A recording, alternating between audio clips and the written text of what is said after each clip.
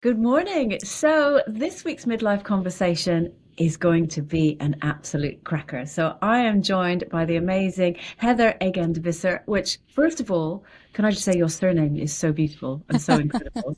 Thank you. Um, Heather, thank you for joining us today on Midlife Conversations. What we're going to be talking about today is something that I know every person in midlife will instantly put their hand up and go, I know what you're talking about. Please help me work my way through this. And it's the idea of toxic productivity. This Mm, notion that in order to feel competent, in order to feel that we are leading a productive life, we need to be busy. It is like a pandemic of busyness.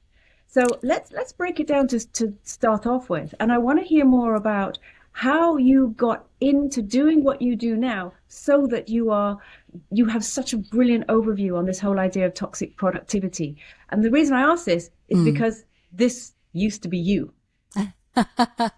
Absolutely. Used to be, and in so many ways still is. I am very much an advocate for always growing and developing and learning. I love to use the word evolving because I think part of the messaging and the conditioning that we often get is you go from A to B and then you're done. It's fixed. It's never going to be the same again. You'll never go backwards. You'll always be this way. And actually, that's not true. We are evolving. But my journey with toxic productivity started so incredibly young because I am the eldest of three children. I am a Capricorn, if anybody's into that kind of vibe.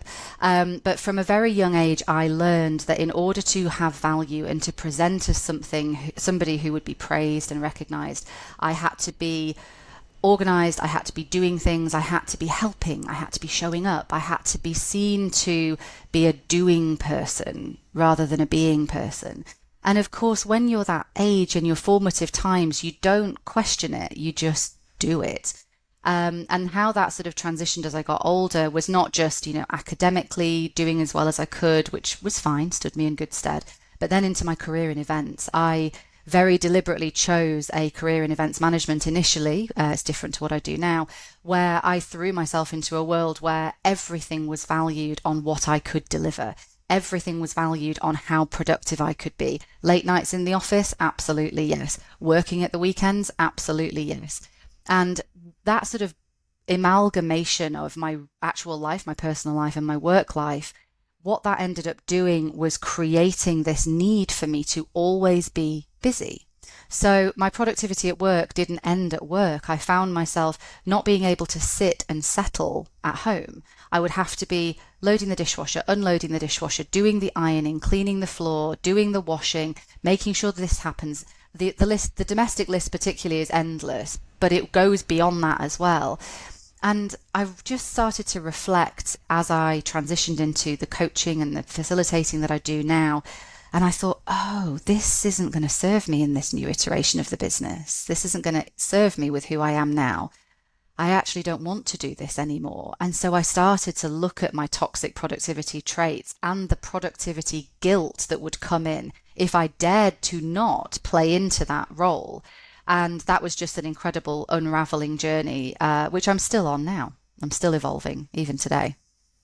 I think every word that you said is going to resonate so strongly with anyone watching and listening to this. Mm. Me myself personally, that you've literally described my life. Other than it was, I'm the eldest of two, rather than three, but exactly the same. Hmm. And I want to pick up on you touched on the word guilt there. Yeah. There is why do you think it is that particularly of perhaps women of our generation, perhaps just people of our generation, because I'm interested to know if this is something that is a male dynamic as well, but obviously we Mm. can only speak from our own perspective. Yeah, of course. This idea that you're you're lazy if you're not being productive, because and I think you said you're valued on what you were doing rather than what you're being, which again Yeah. is very interesting. How do we work through this idea of putting the guilt down that you don't have to be busy all the time in order to be valuable, in order to be productive? Yeah, absolutely. I think the generational point's really important there. And, again, as you say, the sort of the gender roles and the gender identity piece is something that we can expand on for another conversation because I'm sure there is something in it. I certainly recognize that as I've gone through my reflection and awareness raising as part of evolving as a person, I have reflected on my husband, and his behaviors. And I thought, actually, I don't know whether this is a gender specific thing. What I will say is the generation just before me were the ones that were raised to have it all. You know, they were the ones that were given every platform, every opportunity, everything. It was such a rapid change in terms of what was possible. You know, the lid came off, anything is possible, everything was available within, you know, relative parameters, of course, because I know everybody's experiences are not the same. But the reality is the way that life was designed and the way that life is versus the way that it was before is completely different. And so we are now, as women, in my experience, we're expected to show up at 110% in every single part of life, you know, personal, professional, domestic, in terms of how you feel in yourself and the development that you're going after, whatever goals they are. And so to start to change that, to start to reposition it, for me, it always starts with reflection and awareness. I think it's so easy, and this is a massive toxic productivity trait as well. We're always busy all the time, because if we are, then everything's quiet. We don't have to listen to the track in our head. We don't have to listen to the feedback loop that's going on. We don't have to consider, you know, how challenging it might be to change our behaviors and to go in a different direction, because if we're busy and we're doing, that kind of quietens down a little bit. So it does take courage. It takes courage to recognize that actually you're doing too much, and it takes compassion for yourself as well. So reflecting on, when am I actually just creating busy work for myself and doing too much? Do I need to be going back to work in the evening? Do I need to be making myself feel bad if I finish at 5 o'clock and have plenty of time to just have a nice time and enjoy the simple pleasures in life? But the guilt piece is, I think it's ingrained in society. And what is really exciting, to offer a bit of a reframe, is that now we have this ability to share conversations like this, to raise our awareness, and ultimately to start to choose differently. Because the guilt and the self-worth piece will be individual for everybody. How that will come out and how that will evolve will be different for each person. But underneath it, it's that starting to take yourself compassionately by the hand and say, you don't have to be doing all the time, you can just be being. What might that be like? Picking up on something that you mentioned there in terms of, you know, the collective idea of guilt for taking time to just stop and ask myself, do I need to be this busy? I feel, and I'd be interested to get your take on this, that so much of the problem is that we are, as a society, rewarded for our busyness. Yeah. We're rewarded amongst our peers and our friendship groups. You know, I remember even when my kids were super tiny, it was competitive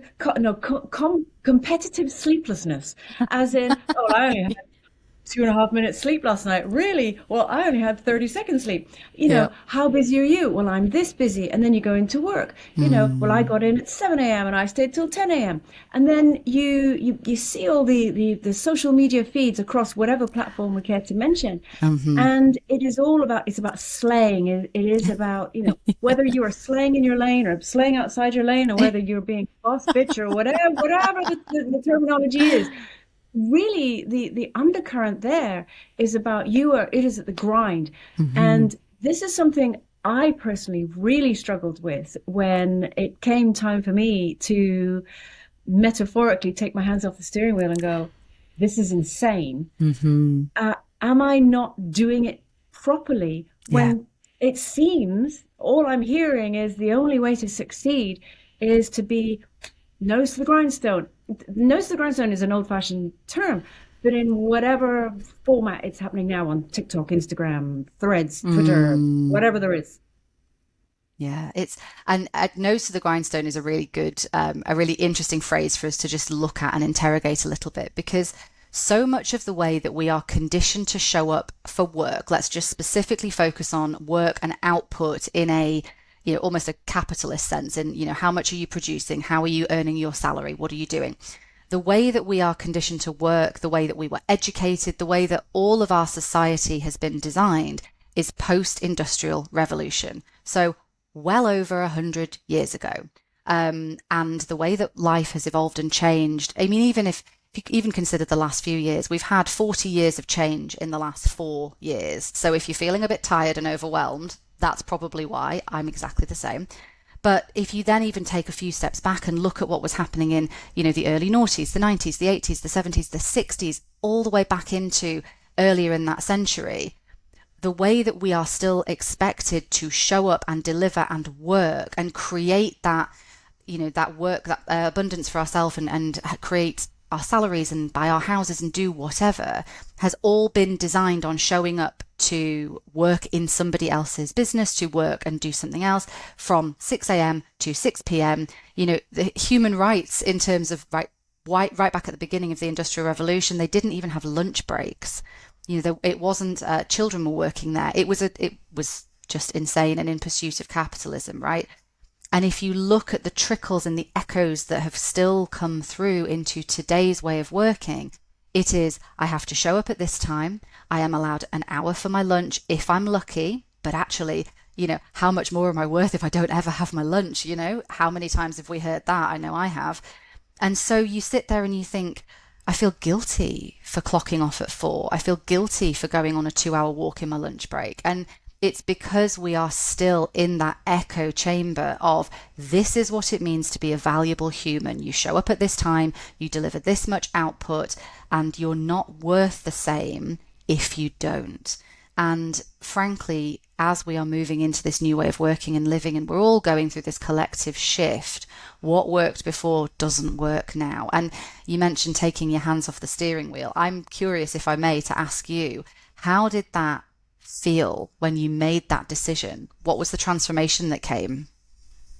For me, the transformation that came was multi-layered. So the first thing was terror. The first feeling was I hear that. terror, because this is not how I'm used to working. I'm in my mid-50s now, and I have always had some kind of control over, and I'm talking about career-wise, but actually it filtered through to every part of my life, where I realized we've been trained that if something isn't working, you keep hammering at it until it does. And then I realized what I was doing was I was trying to hammer a square peg into a round hole. And two things: one, it either wouldn't fit or it would get jammed and break. So this isn't working. So the idea, and what I mean by that, was the way my business was being run. It was making me ill. There were not enough hours in the day, and I could keep hammering away at that square peg and round hole. It was never going to work. This realization came about because I got ill. I didn't just become ill through stress and overwork and all of those sorts of things, but I got COVID 3 times. And then I ended up getting long COVID, where the exhaustion, the extreme fatigue, the chronic fatigue, the fibromyalgia, all of it was real. And I was still trying to work, sitting up in bed on my laptop, worrying about everything. Yeah. And then one day realized, I can't do this anymore. I cannot do this anymore. Right. What does that mean? Yeah. And I realized, right, I needed to stop thinking I could make something work that clearly wasn't going to work. What do? Fear of failure. What is everybody going to think of me? How do we pay our bills? All the normal things. And then I just thought, but you cannot continue as you are. So actually, the decision's been made for you. I made the decision to shut everything down, not even permanently, or as in it will never resurrect. And what I mean by that was I was running an app, and technology was really not our friend. And rather than fighting it, I just went, right, the app is gone. Abject terror, fear that I've let everybody down. What are my peers going to think of me? Because I quit my job in this huge, shiny, bright job working on television to do this one thing. And then I realized I'm still doing that thing. I'm just not doing it in the way that I set out to do it. So that's okay. Yeah. So in terms of that was the first layer of taking my hands off the steering wheel. The abject terror obviously was how do I pay my bills? And then I realized I've been looking at this all wrong. Yeah. Actually, what am I good at? What are my skills? And I realized I've got nearly quarter of a century of experience in being a presenter, and I can show people how to show up, how Yeah. to be interviewed, how to interview, all this sort of thing. Why have I never even considered that before? And so I changed track. And what I realized was by taking my hands off the wheel and stop trying to force things, I had enough brain capacity for really the blindingly obvious to pop up, because I wasn't drowning it out with Yeah. my own internal dialogue, which was, no, this is what you need to do because this is what you set out to do. And if you quitting is for losers, and if you throw the towel in terms of that goes, then you're a failure. And what Yeah. is everybody going to think? What's my family going to think? What are my Mm. parents going to think? What are my peers going to think? Mm. And then I realized actually I couldn't give a shit because I'm ill and I need Yeah. to stop. Yeah. The weirdest thing happened.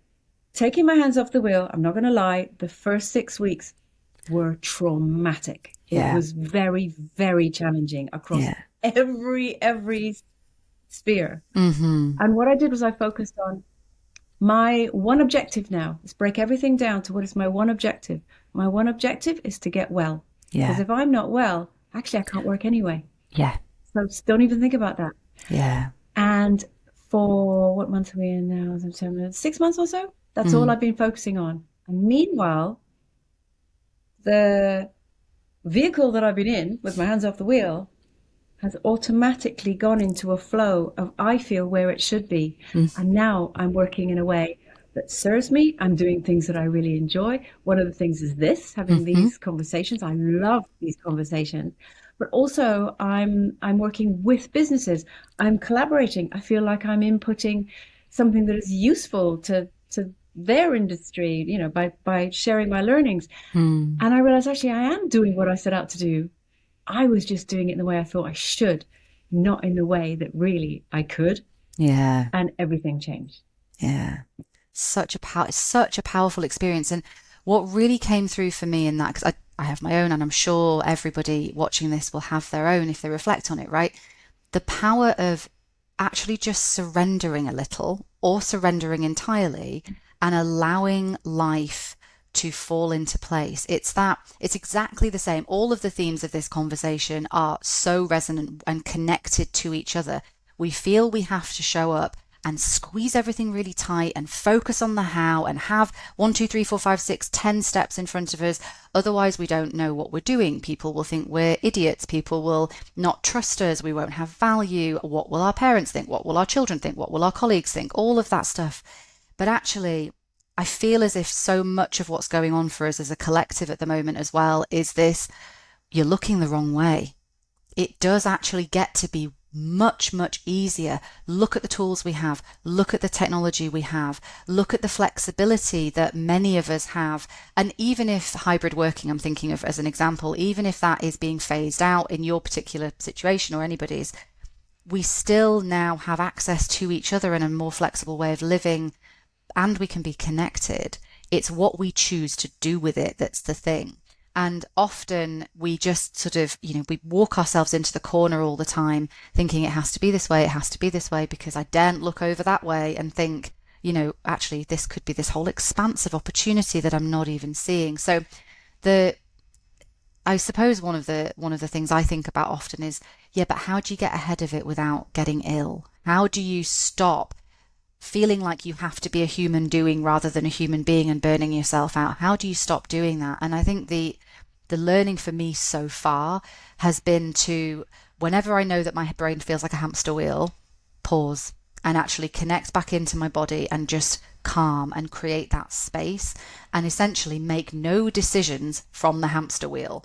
Only make the decisions, only move forward, only, talk to yourself from a place of center and calm. Because if we're in the cycle of you are not good enough, you have to keep going, this, that, and the other, it will only lead one way. What we, I think, are creating a narrative of in this conversation, and there are millions of others, we're creating a new narrative, which is you don't have to hit the wall. Actually, you can pause here, here, here, and here, and we can just get back into flow and go for it. And it is available for everybody because we can all practice that connection and that perspective shift, and it's safe to do so. It's okay. So much of what you said that I want to pick up on. I'm going to start off with, you obviously we have come so far since you touched on the mechanics of the Industrial Revolution years ago, Right. which is where our sort of working systems and practices were put into place. You can hear on the news, you can hear it on podcasts and see it in newspapers. That's in industry now. So many, whether it's banking institutions or what have you, are trying to bring the workforce back into the office for at Mm. least 3 days of the week. Hmm. Clearly, technology has moved on since the Industrial Revolution, and you touched on the fact that we have so much at our fingertips now. Yeah. What advice would you give to someone who maybe feels guilty about putting an automatic out of office email response that kicks in at 5 o'clock Yeah. and your emails aren't active until say 9 a.m. Yeah. Um, putting putting an out of office say over the weekend, encouraging good work practices throughout your whole business. So it's not just you that's doing it so that everyone's going, look at her, but actually they're still carrying on with this toxic productivity so Yeah. that people are allowed to have the weekend off, and they're not just allowed, they're encouraged, they're told to have Yeah. the weekend off. What would you say to whether someone who's running a business and wants to implement these practices within their own workforce, because I know this is something that you actually work on yourself, or Hmm. an individual, how can they implement these changes? Yeah, absolutely. Thank you for that question, because there's so many different ways that we can approach this. I think what I'd like to share before I give my answer is for context. So I have worked full time in companies. I then was a freelancer where I would be subbed in as like a contractor coming in, doing a particular project, then bouncing onto something else. And then obviously there's the business now, which is much more of, multifaceted things, and I'm chief everything officer and all of that kind of stuff. I When I went freelance, so that is about 8 or 9 years ago, I made a decision to actively stop doing the presenteeism, the showing up, and the being available. And it was a really easy switch for me because I was being paid a daily rate for a particular amount of output. Now, obviously, the caveat is there were points in time in projects where I had to overservice, and that was absolutely fine. But it really helped to bring boundaries in because I had the framing in my mind of, actually, I'm not getting paid any extra to do this. I sort my own holidays out now because I'm a freelancer. I don't get days off in lieu. I don't get the company benefits. I am my own everything. This is all down to me. I have to create this myself. And so the email best practices kicked in for me many, many, many years ago. And so I am a huge advocate for absolutely set your out of office. You have to make an intuitive judgment call, I think, in terms of your KPIs and how you need to show up and what your responsibilities are in your role, of course, and reflect on this individually. But if you are answering emails at 10 o'clock at night, no one is going to be giving you a medal. And also, nothing, chances are, is going to be on fire that you need to deal with at 10 o'clock on a Thursday or a Saturday night. It's that no one is going to reward you with that fundamentally, because once the project is done, or once you've had your review, or once the world has turned again, those emails will still be there. So absolutely, I'm a real advocate of out of offices. I'm also a real advocate of switching notifications off on your phone. So I have all of my Instagram, LinkedIn, and email notifications switched off so that when I check who needs me, nobody needs me on social media, but particularly for emails where I have live projects and deliverables going on, it's up to me to manage my time and my focus. It takes discipline, but I think if you are perhaps listening to this and thinking, well, I couldn't do that, I would challenge you on that, because actually, yes, you can. And the more fractured our focus is, the less high quality the deliverables we actually deliver are. So yes, that. I also was talking to a client of mine who has a company, and they are rapidly growing and very, very busy, and it's such an exciting time for them, like huge milestones being hit left, right, and center. And yet there is a culture in the company where everybody gets copied into everything all the time, which is, very much from what used to be needed, and from also hybrid working in COVID, where it was more difficult to kind of stay connected and just pick up information because you were physically in the same place. So understandable, absolutely, where this has come from. But now everybody is mostly in the office here 3 days a week, as you say. And we also have supercomputers in our back pocket, so we can reach each other for an emergency any time. But there was this culture of people coming back to thousands of emails when they'd been on holiday. And so all you would think about being away was, oh my God, there's going to be this, that, the other. I'm sure everybody can relate. And so my approach on this and what I have recommended to them is set your out of office when you go on holiday and say, I will not be reading any of these emails. This is when I am back in the office. Please come back to me then. And that's it. And now that's internal, right? For external comms, it might be a little bit different because, everybody's busy, clients and stuff. We'd have to run that as a test. But as an internal company culture, you are going to catch up before the holiday to do some kind of handover and some kind of management plan whilst you're away anyway. You're going to have a catch up when you get back. Things will change 70,000 times in the week that you're away or whatever. So why are you mentally making yourself feel even more stressed at the hypothetical idea of all these emails waiting for you in your inbox? And also, and this is where I kind of really drive this home for my clients, the information in those email chains can be misunderstood and it can be confusing anyway. So cut that practice out and talk to each other. It will make everybody feel more connected, everything be more effective in terms of performance, and it will just start to phase out that guilt and that need to be online all the time and so on. So yeah, I'm a big fan of the out of offices and the tuning out the notifications for sure. Such great advice. And that's, I think you touched on it from a freelancer's point of view, from a remote worker's point of view, and also from a corporation's point of view. I'd be really interested to hear what your take is from a personal perspective. If, say, for example, you're not in a career or working, but you are still falling into the trap of toxic productivity within your own home environment, how can you implement your own version of these changes that you just talked about there so that you don't burn yourself out? Because it's not just people who are in careers that burn out. No, that is absolutely right. And that's such a good question. Thank you for that. So for me, the non-working, the non-career it is more complex. I think it's more personal because everybody's lives outside of work are different. Working lives, yes, all have their differences, but there are fundamental frameworks we can all acknowledge and sort of work within. Personally, it can be very different. You may have children, you may not. You may have a partner, you may not. You may have aging parents, you may not, etc., etc., etc. I feel like the key thing here is awareness. So recognize, check in with yourself physically, emotionally, on how you are feeling in yourself. Are you feeling frazzled all the time? Are you always making decisions from the hamster wheel brain going round and round and round? Do you feel as if you're kind of this energy is the best example with me moving my hands around frantically. And if you are there, the best thing to do is just to pause and start to connect in. Breath work is obviously very trendy at the moment, but the science behind it in terms of connecting into your physical self, it creates that sense of safety. Until we have grounded and feel safe, the decisions that we make will be driven by survival instinct, and they will not necessarily show you all of the options available to you and what you can do instead. On a much more practical level, it's a mixture of things for me. The notifications on my phone thing has been a game changer.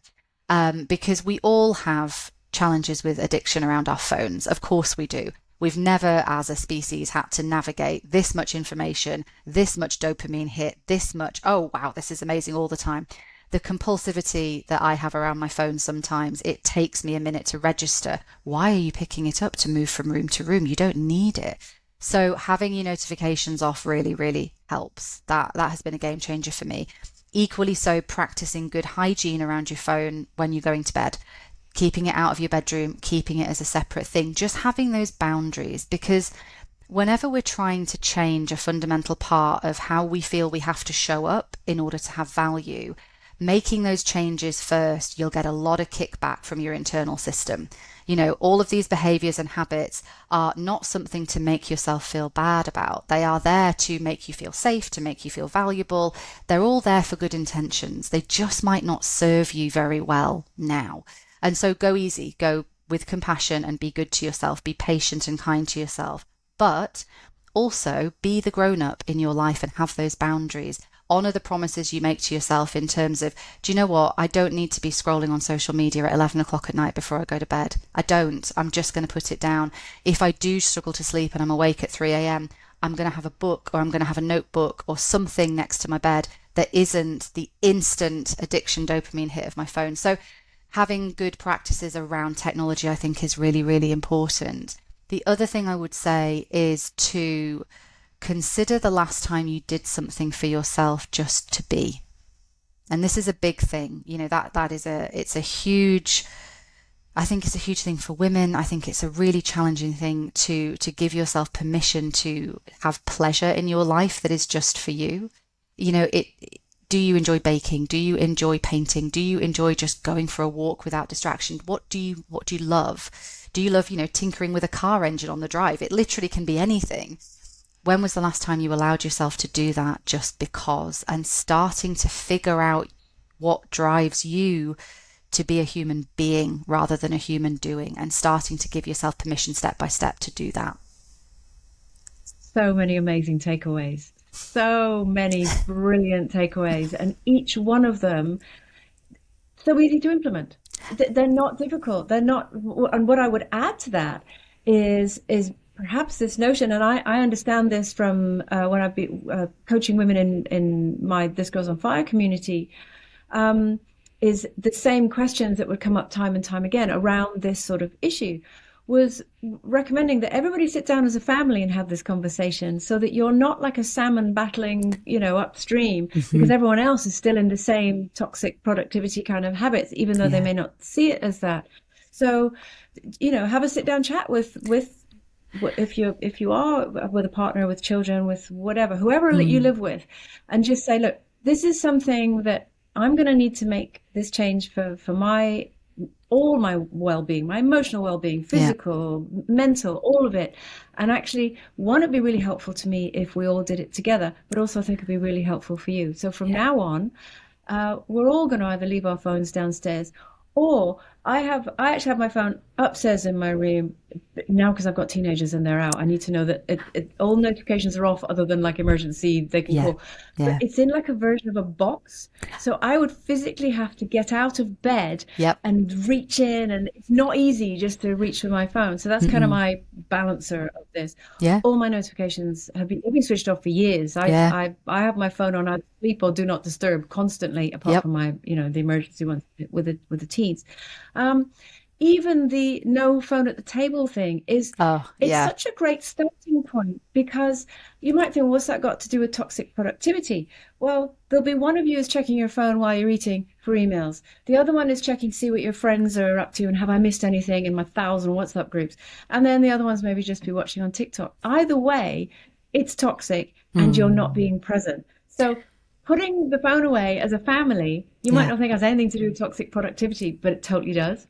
It totally does. And the only thing I want to catch there that I think is really important, toxic productivity loves comparison. It loves it. It's what feeds it. It's they're doing better. They're doing more, hustle culture. They're owning the day, this, that, and the other. You have an option to take that comparison away with the good phone practices. They are all connected. And that is the key to sort of being able to look at the toxic productivity differently, is if I stop comparing myself to everybody, whether it's people or strangers on the internet, I start to reconnect and trust myself, and then I don't need to do that as much anymore. It's such a powerful thing. It's so freeing. Yeah. So freeing. When you metaphorically take your hands off the steering wheel and you think, who was I doing this for anyway? Oh, absolutely. Actually, what's the point? When you're dead and you're lying there and you're totally alone. I know it sounds a bit dark, but I don't mean it like that. It's all right.